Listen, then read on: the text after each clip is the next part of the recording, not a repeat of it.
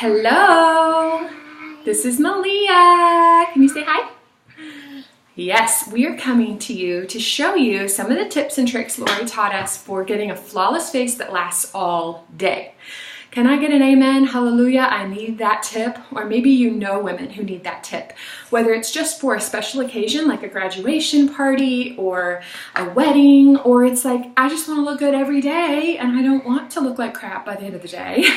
Which I have to say, our products do really well. Like, I have not felt like my entire face was gone by the end of the day for a while. But it definitely changed. It was definitely not as fresh. And so what I've been practicing that she taught us has been amazing. And the coolest part is that at the very end of the day, when I touched my face, I was shocked. 2 nights ago, I had done my full face. I had gone all day and I touched my face at the end of the day and it was soft. It was light. It didn't have that residue on it, you know, that feels like an end of the day face. So I'm really excited to show you guys. So Malia, I gotta set you down now so that mommy can do my hands. Can you be quiet and not talk? Okay, I'll let you hold things up in a second. Okay, so if you have questions along the way, please give me a shout. If you've had issues, give me a shout. So we're starting with primer and just laying the foundation with primer. I love our foundation primer. Has anybody not tried it? It is amazing. All right, so we've got a good layer of primer on my moisturized and clean face. And I know this lighting's not perfect, but it'll do. Now here's the kicker. Before you do anything else, grab your finishing spray and do a light douse of finishing spray all over your face. And she said you don't have to worry about the whole X and cross thing. She's like, just get your face, so.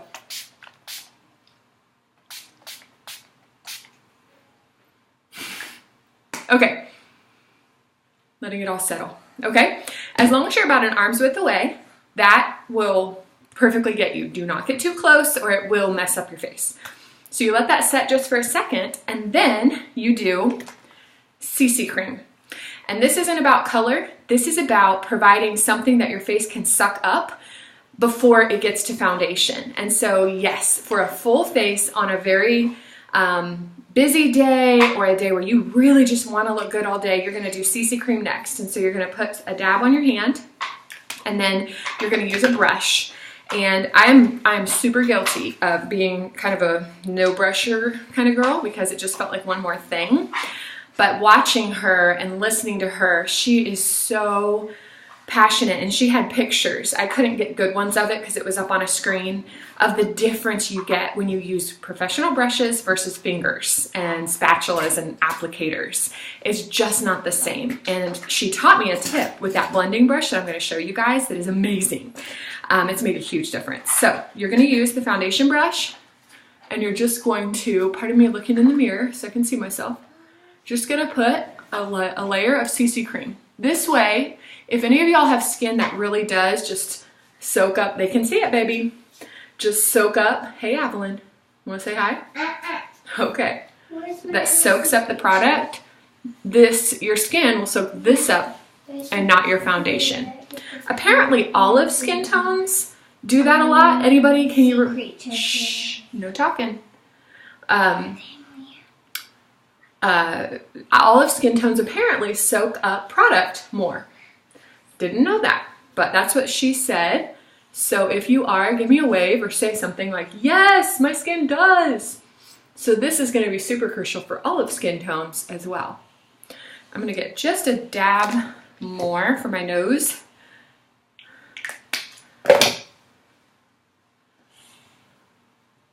Make sure I got a good little bit there. And she said, you know, color's really not that important. Once you've matched your shade and you know which foundation shade, do that on your bare skin. Then just throw on a CC cream that's close. All right. And for this brush, she said the short little swirls is the way to do it. So just small little strokes. She also said that once you see product about halfway through the bristles, wash it. Do not keep using it if the color product is starting to hit halfway because you'll never get all that color out. And Dawn dish soap. She does it in the palm of her hand, like this with Dawn dish soap and some water until the water runs clean. Then you press it really gently, squeeze that water out, and you lay it down. But here's the deal. I've never learned this. You want all the bristles to hang over the edge of your counter. So if you're laying them on a towel, it should be sticking out like this. That way these can preserve their real form and not get smashed, okay? So there's that. Now, once you've done that, no, not right now. Not while I'm using my brushes and my products. It's just a few minutes. Okay, so now I'm going to take my foundation shade, and now I'm going to use the blending brush. And here's the deal with the blending brush. The way to use this, because first time I was like, I don't know, I'm not that impressed. But you're going to press it on, and you're going to see how I'm, whatever you call it, I don't know what you call this, but I'm pressing and kind of rolling. This is not a, don't use it like this. You're going to press it. And the cool thing is by doing that, you get more of the product out of the brush. So I can move the brush to a new spot without adding product, and I'll see product come off onto my face from the bristles. So you're really maximizing the amount of product as well. But if you do this and you watch in a mirror, you will see the product press into your skin. And so that's why it gives more coverage, is because you're really getting it on and you're pressing it into your skin versus just smearing it around. Does that make sense? Seriously, if y'all have questions along the way, throw them out to me. If anything doesn't make sense, but I have fallen in love with this brush. I also like that it's so compacted and small because I don't feel like, I guess it's just easy to see where I've been. Does that make sense? So, I'm going to pat this onto my nose. This is also the way to put on mineral foundation powder. Obviously, you would use the mineral foundation brush, but she said, do not apply mineral foundation like this. She said, you press it, you press it, you press it. I was like, oh my gosh, I've never learned that in my life. Did not know that, okay? It's probably gonna be kind of a long video, but it's worth it if it helps y'all serve women or serve yourself. Okay, so we're just applying, and I'm kind of moving quickly. You can go a little slower, but I don't wanna keep y'all on here forever and ever. Want to get to the good content. Typically, I would probably get a little closer to the mirror to really see what I'm doing. But I'm just pressing it into my skin.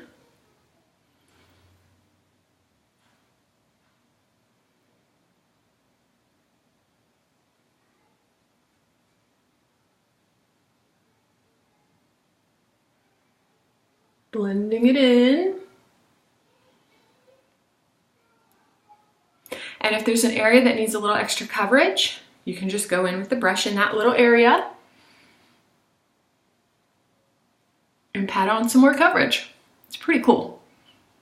I was really amazed because y'all know I'm not Miss Diva, Miss Fancy, but to see the difference that you get is striking.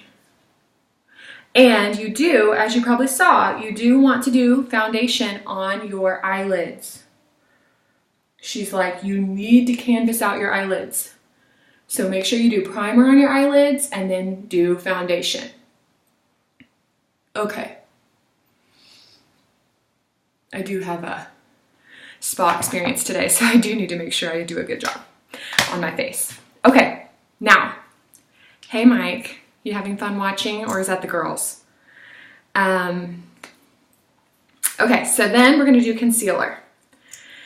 And she showed us, which I had already been doing, but doing a little bit of the under eye corrector mixed with concealer.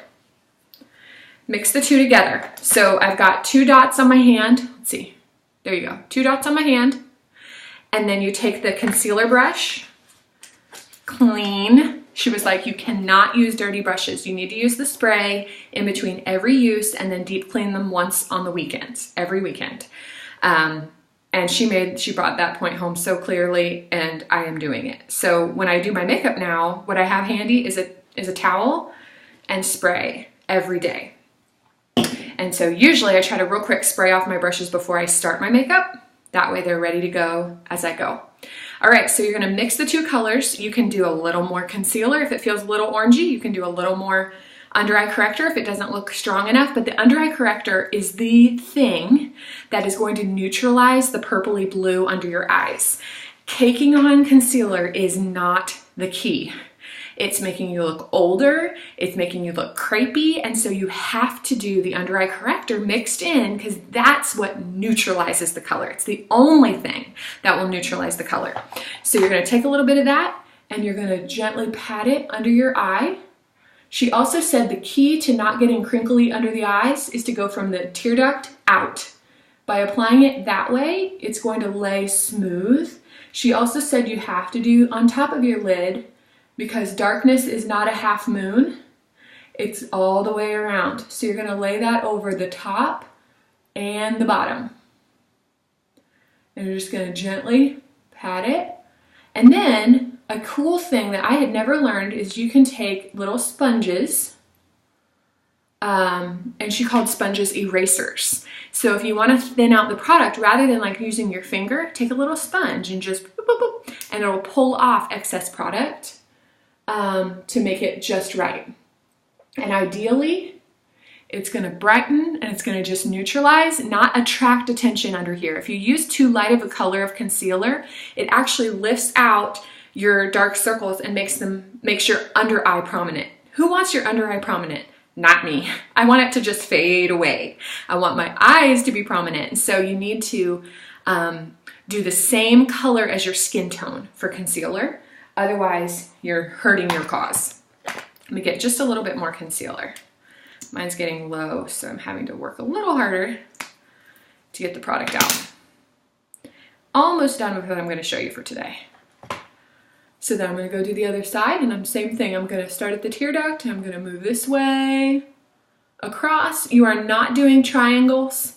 You do not want to draw anything down on your face. So if you've seen the triangle look, don't do that. You're drooping your face. She's like, just go over that dark part. The bag, go over the bag, keep it up there, and then go over the top part of your lid as well.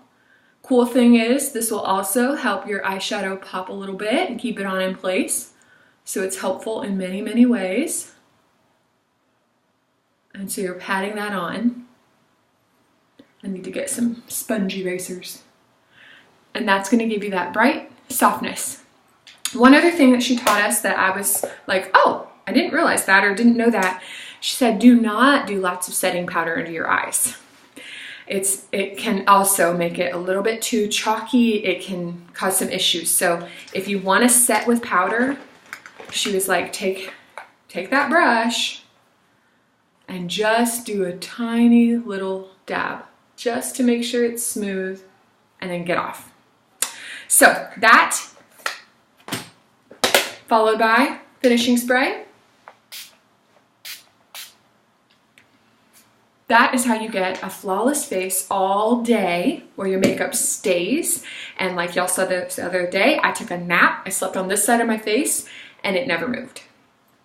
I woke up and I was like, well, I'll be darned, I look pretty awesome. All right, guys, I hope this helps. Let me know if you have questions or if there's further details you want, and I'll bring you some more good stuff later.